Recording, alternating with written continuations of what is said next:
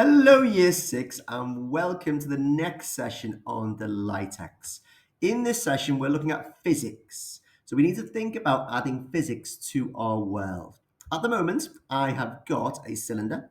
I've added in a slab underneath in there. I've changed the materials around so you can see them a bit better. I've also then added two cuboids in.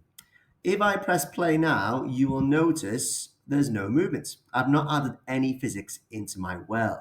Now, easy peasy, this is what we can do. If you go on to each and every one of your different blocks in there and just add in physics, okay? I'm not going to change any other settings for now. I'm going to keep it as it is, okay? Adding in physics and then making sure each and every item in there has physics added on.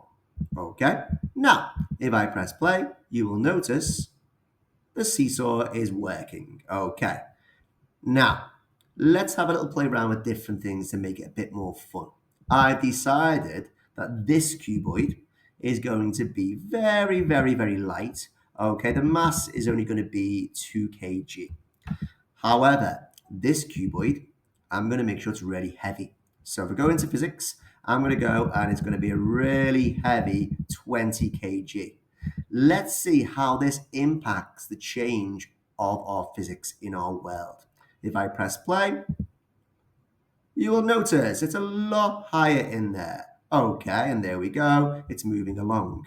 Now, one last thing to show you in physics, and obviously you can play around with different areas. I'm going to go in this time. I'm going to go and I'm going to just make sure there is a lot of bounciness and quite a bit of friction on this cuboid. So if I press play this time, you're going to notice something different. So again, the heavy cuboid down, and it's going to go off because it's bouncing away with quite a bit of friction, and there we go.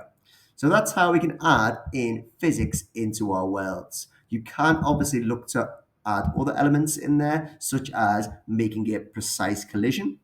So I'll show you how that will look for our precise collision for each and every one of the items. You can go in and kind of see how it's going to look. And we're going to notice each one will have precise collision with each other. If I press play, there we go. Okay. So again, it's obviously trying to be a bit more precise in there, and the seesaw is obviously working fine. And that is how we add physics to our world. I hope you found this useful, and please make sure you add some to your world before we move on to adding gravity.